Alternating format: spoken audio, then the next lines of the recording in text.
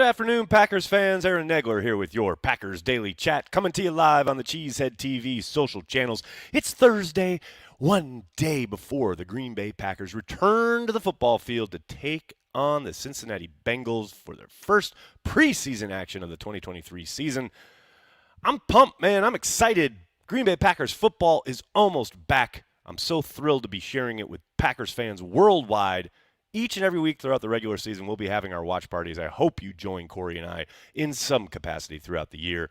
But Friday night, tomorrow night, I'll be watching live with Matt Ramage at Stadium View here in Green Bay. If you're in the Green Bay area, please stop by, have a beer, watch some Packers football.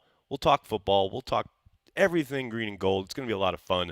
And I'll be paying attention to a handful of players, a handful of certain players, and looking for very specific things. But before I dive into that, let me give a shout out to our good friends over at Ticket King. That's right. If you want to watch the Green Bay Packers live and in person this year, utilize Ticket King. Go to Cheesehead TV, either our website or our app. On our schedule, you will find individualized links for each and every game, home and away, preseason, regular season. Hell, you could get a ticket for tomorrow night's game if you want at Ticket King through Cheesehead TV. Don't use one of these national companies like Ticketmaster or StubHub. Use a company based in Wisconsin since the early 90s. Hell, they got a spot right across from Lambeau Field on Oneida Street. Or you can use a link in the description of this video. So many different ways for you to get to Ticket King. Do it, people. If you want to watch the Packers, that's the way you want to go. The other way you want to go, you know what it is. You want to watch these games with the official 2023 yearbook right next to you as the game is going on. You want to go to packersyearbook.com and use promo code CHTV for 10% off. That's packersyearbook.com and promo code CHTV for 10% off. Do it, folks. So much great content in the Packers Yearbook each and every year. This year is no exception. You want to get your copy post haste. Yes. So I've basically going to highlight four guys that I'm going to have my eye on specifically tomorrow night. And there's no telling. You know, sometimes in the flow of the game, substitution patterns, things like that, some guys get more run than others. Some guys are almost, an afterthought. Maybe they don't get in until like the second half or the fourth quarter, and you barely get a look, especially early in the preseason. But these are four guys that I think we'll see a decent amount of tomorrow night. And, there are a few things for each of them that I'm going to be looking for. And you eagle-eyed viewers have probably already guessed who number one is. Our cover boy on our thumbnail here. It's second-year offensive lineman Sean Ryan. You guys, I don't have to tell you, you're all diehards. Very rough rookie campaign for Sean. Did not have a very good training camp last year. In fact, I'd go so far as to say he had a very disappointing training camp last season. And then follow that up basically by never being active throughout a lot of the season. And then was suspended for 6 games to end the year. Clearly needed a reset, so to speak. And it seems, at first blush, that he certainly has done so. And you guys know I've talked about him quite a bit here on Daily already throughout the start of camp. He looks like a completely different player, and he looks like a different person. The former third-round pick adopted a new approach to weight training this offseason and ran across California beaches for cardio purposes, and he cleaned up his diet.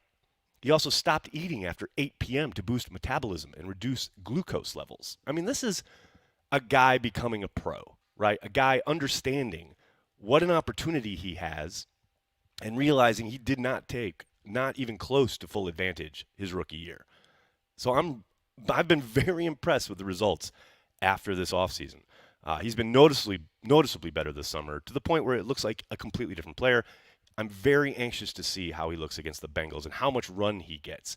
What's the competition level across from him? I do think he'll probably be in there with the 2s and 3s. But, man, the more tape we get on this kid, the better. Again, nothing is close to written out, right? I'm not saying he's arrived, but he's certainly ready, at least at first blush, so far what we've seen in training camp, to compete and really be, hopefully, a piece of depth for this offensive line that could certainly use it along the interior. The next guy I'm definitely going to have my eye on, and I'm sure a lot of people will, is the rookie defensive back corner, Carrington Valentine.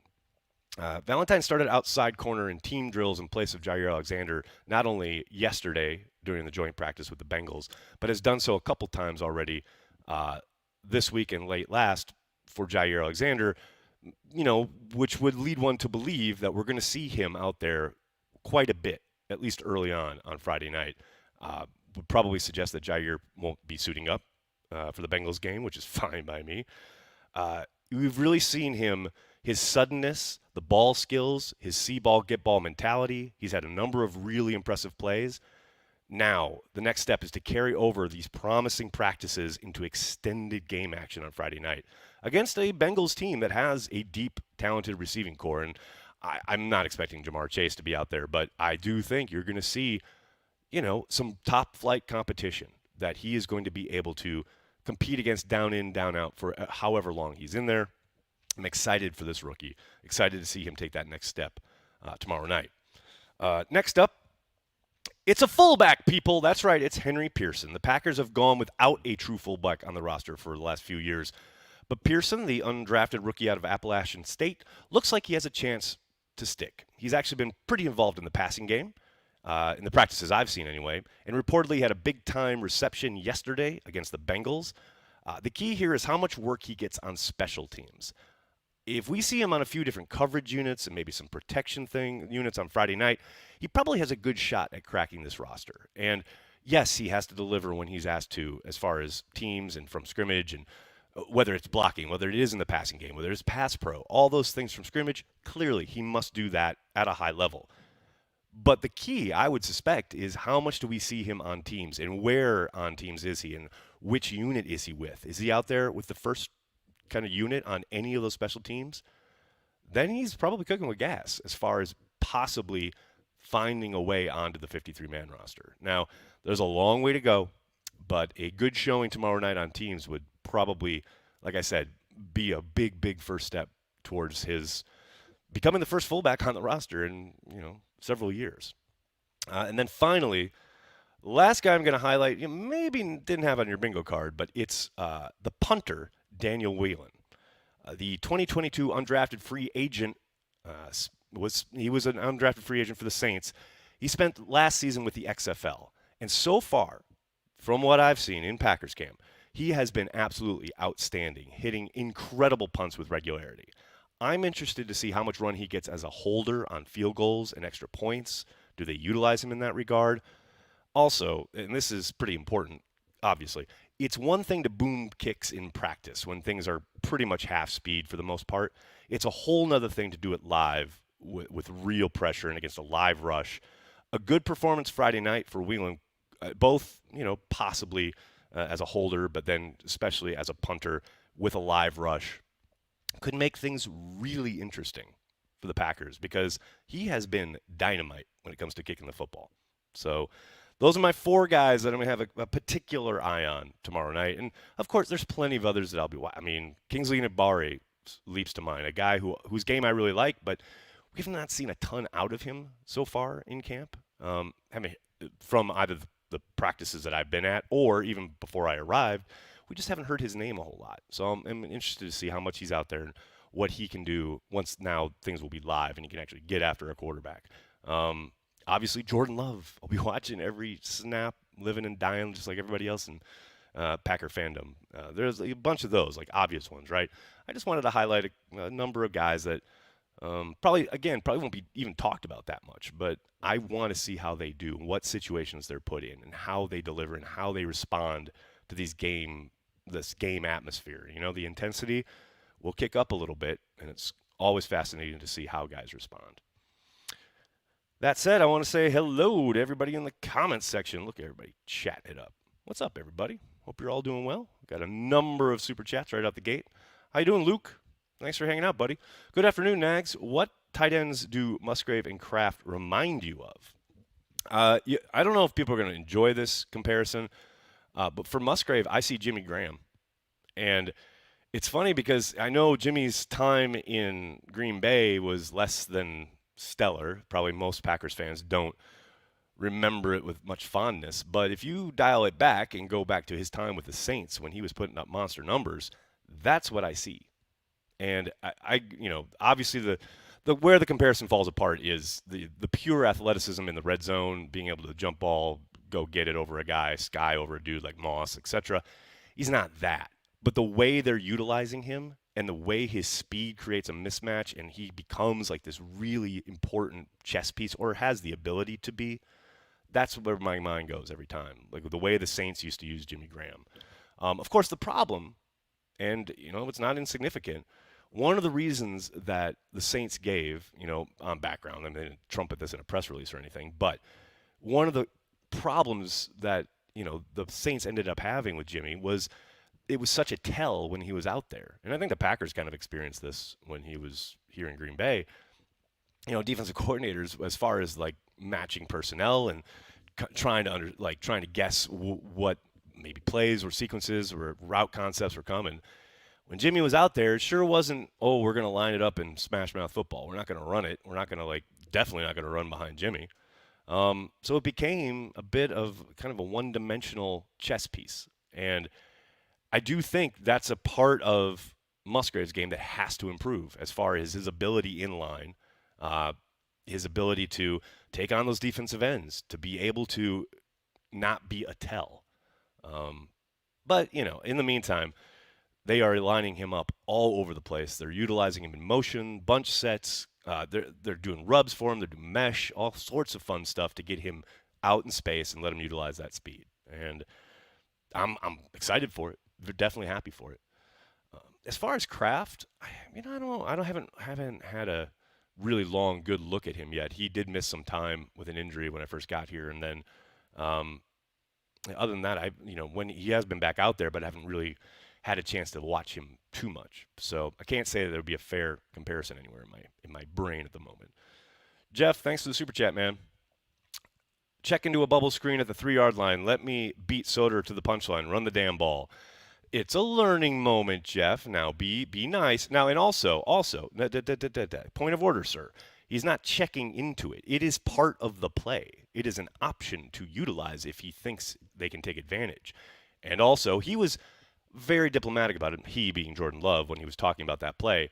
He did put out there, though, I think we got to block that up a little bit better. Because if it is blocked better up front, Hilton can't make the play he made on the football. And that's kind of what he's alluding to. But to your point, he also did say, I just got to hand it off there. So and I indicated this on Twitter yesterday, I would much rather have him make that mistake or make, that kind of have that teachable moment in yesterday's practice rather than week 1 at Soldier Field. I'm all about it. All about that life. Vex, thanks for the super chat, man. What time will you be at Stadium View? I should stop by and finally meet someone I love to watch. Thanks, Vex. I actually have to talk to Ramage tonight. We're going to get our ducks in a row as far as when we'll arrive. I'm guessing shortly before kickoff. I'm not going to be hanging out too long before the game starts. But, probably I would kick 7 Central, so probably I'd be there at 6:30, 6:45, somewhere around there. That's when I'll get there, depending on what's going on with work and everything. Menace, thanks to Super Chat, man. Most surprising Green Bay camp cut you can remember? Oh, it's not. It's Josh Sitton, right? It's not even close. What's weird is that I remember the Josh Sitton stuff kind of percolating behind the scenes. I knew there was tension there, but I didn't think in a million years Ted was just going to cut the guy. I'll never forget walking across Times Square. I was on my way to the studio when it happened, and my phone was blowing up. And I stood in one of those islands in Times Square where you got the traffic uptown, downtown, whatever. And I stood there a moment in time, I was just staring at my phone in disbelief. That's a hard one to beat. I think most people remember that. Probably remember where they were when they found out about it. That was a very surreal moment, no doubt. Quinn, what's up? Thanks for the super chat. Hey, Nags, really want big things from Jayden Reed. I think you're going to get them. I know it's interesting because we see a lot of these clips and Jordan's hitting Watson and or Dobbs on some of these long kind of go routes, right? I do not doubt for a moment that you're going to see things drawn up for Jayden Reed come week 1 that we do not even get a glimpse of here in installs or any of the preseason games, but it's coming. He's too good an athlete. He's too explosive for them to not utilize it. I don't think it's going to be, it's going to be something they lean on every other play or anything like that. I don't think they're going to force feed him the ball, but he's a weapon. and he will be utilized. There's zero doubt about that. Brody, thanks for the super chat, man. Think we'll see more wide receiver design runs this year. Wide receiver runs? I don't know. I mean, if you mean like the jet sweep stuff, like Watson went for the TD against the Bears last year, that kind of thing, maybe. I don't think you'll see a noticeable, huge uptick. Although I do think one of the things we were just talking about with Jaden Reed, I definitely think you'll see him utilized in that regard. More than a few times. But outside of that, unless you're talking like, if you're talking like lining a wide receiver up in the backfield or something like that and utilizing him in the run game, I don't see a ton of that happening. But I do think, yeah, you'll see those wide receivers get on the edge on some of that orbit motion, pre-snap stuff that will get the ball in their hand and let them go to work because there's a lot of speed there. You want to utilize it. TKM, thanks for joining the Carry the G Club, buddy. Haven't seen you in forever. Hope you're doing well. Really appreciate the support, man. Go Pack, go. Dan, what's up, man? Thanks for the super chat. Hey, Nags, I just came out of surgery, and I got to wear my Packers, I can't read what it says, shirt, the whole process. The doctor intercepted my gallbladder. Reminder, the bear can still eat on moldy pizza. No doubt it will. Sounds like you may still be under some anesthesia there, buddy. But I really appreciate the support, and congratulations on successful surgery. And I'm glad you could wear your shirt. That's awesome. Go Pack, go. Soder's here, a stalwart Care the G Club member. What's up, Soder? Was talking with a coworker about the tight ends. Mentioned Paul Kaufman. He had no idea who that was because he had not been born. It was just yesterday. Soder, I don't know how to tell you this, buddy. I don't know how to break this to you, but we are old. We are old. Man, I grew up idolizing Paul Kaufman. I remember pretending to be Paul Kaufman in the park with my buddies. That was a long time ago. Raji Rule, what's up? Thanks for the super chat.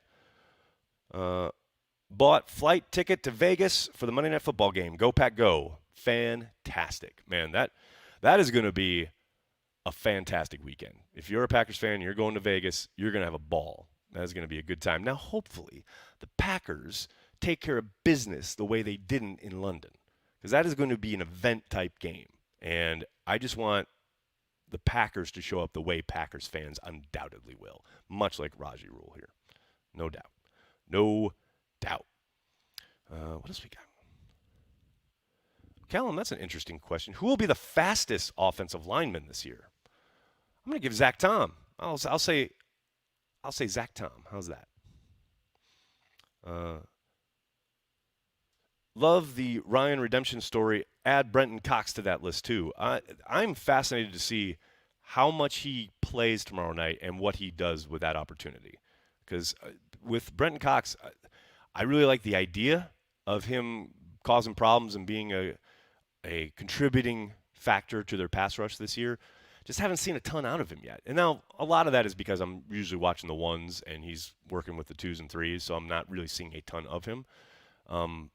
But yeah, I'm hopeful. I'm really hopeful because, like you said, the young man's had quite the twists and turns in his journey so far, and hopefully landing here in Green Bay will give him an opportunity to get his career off on the right foot, so to speak, while here in Green Bay, focusing on ball and just kicking ass and taking names for the Green Bay Packers. And hopefully that starts tomorrow night. Does Tom start at center over Myers? Way too early to say. Their battle will definitely play out over the course of the next kind of 4 moments that the Packers are on the football field, whether it's tomorrow night. I do think we'll see Zach and Josh play tomorrow night, or whether it's the joint practices against the Patriots or the preseason game against the Patriots. Those are the 4 times where these guys are going to be able to make their case, right? And after that, it's probably going to be time to start solidifying things, and that's when that determination will most likely happen.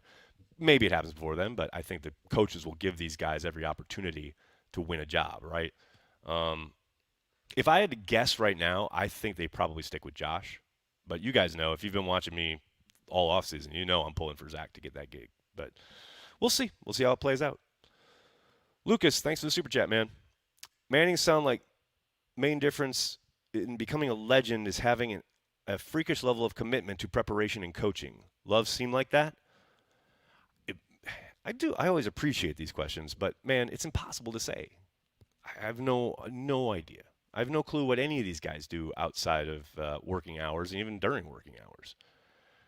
He could be at home in his hot tub looking at his iPad a million hours a day, for all I know. Or he could be completely disregarding it and going Johnny Manziel's style 0.0. You know, it's always difficult, and it's always, I think, somewhat dangerous to try to discern those types of things. Like, yes, Peyton, clearly a legend, all the work he did, etc. A lot of guys do maybe not that level of work, maybe not at that exact kind of fervency, but all these guys are putting in work and doing a lot of work to stick around in the NFL for any length of time. You don't just get by on ability. Not when you get here. It doesn't happen. Now, are they obsessive about it like Peyton was? Are they completely, does it take over their life? Maybe. But maybe that's an unhealthy thing for some guys. Everybody learns different. Everybody works different. I don't think there's one cookie cutter, this is what it is, and you've got to do that to be great. Guys are great in different ways. People are great in different ways. So again, I just think it's, I don't know, maybe, I don't think it's, I guess dangerous is probably a bad word, but I just don't think it's smart to try and pigeonhole people like that. That is just my opinion. And it's my channel, I got the mic, so I can say it. But yeah, I don't know. Does Jordan seem like that? I think Jordan takes it seriously, and it's everything I've seen, he seems like a total pro. You know, but how obsessive he is about it, it's impossible to say, at least for me. Is Banky at Stadium View tomorrow? No. Banky is too busy. He is actually busy with a monster project that he's trying to get done prior to next week. So I asked him if he wanted to come, and he will send his regards, but he is going to be busy doing a bunch of different stuff. Love reminds me of a young Vince Young, the way he throws the ball. I could see that his rookie year, but I don't see it now. I get what you're saying, though, that elongated throwing style, the motion, the way it was, again, when he first got to the league, I definitely see that comparison. But now, I think he's done a pretty good job of shortening that and getting – he's never going to have a Rodgers release. We know this. He's never going to be that quick. But it's definitely shortened and quicker than it was 3 years ago. Of that, there's zero doubt. Mimsy, what's up? Thanks for the super chat. Met Sitton, a guy who played along on a flight, or a guy who played along, from MSP, said, "Sup, Josh, go Pack go," gave a fist bump and headed back to coach. 3 months later, cut. And then he was with the Bears. So it's you, Mimsy. You did it. Callum, say hi to Corey from me. He's great. I will. I most certainly will. Alex getting all smug in here. Did I miss the Ticket King ad? Alex, I can do it again if you really want to see it. I'll do it. I love it. Matt, I was at the 96 championship game versus Carolina. I'm old too. Oh, that must have been brilliant. It also must have been cold. But I'm sure that was awesome. Remember when you asked Ted about Sitton? Oh, Matt. Yeah, classic. That's my second favorite kind of media question I got to ask Ted. The other one was about free agency or their lack of activity in it. But yeah, the Ted thing was hilarious. The Sitton thing was hilarious because they cut Ted literally right after, or they cut Sitton right after Ted had his final availability for training camp. And as you guys remember, Ted never did stuff in season, ever. So we didn't get to talk to Ted until the following year at the Combine. So I asked him, like, well, what went behind the decision to cut Sitton? And he was like, who? He was not happy, I asked. But, hey, you're the general manager. It's a move you made. You got to explain yourself. You got to talk as the general manager of the team, quote, owned by the fans. It's part of the gig. And I thought it needed to be asked. And I didn't really get an answer. But it was fun times. I love Ted. You guys know. I'm a big Ted fan. All right, everybody. I got to get going. I can't thank you enough for hanging out, talking Packers each and every day, Monday through Friday, right here on the Cheesehead TV social channels. Please do me a monster favor and hit like on the video, subscribe to the channel, and then tell your friends and tell your family. Cheesehead TV, we are devoted to Green Bay Packers fans worldwide. Thanks a lot, everybody. Have a great night. Go Pack Go.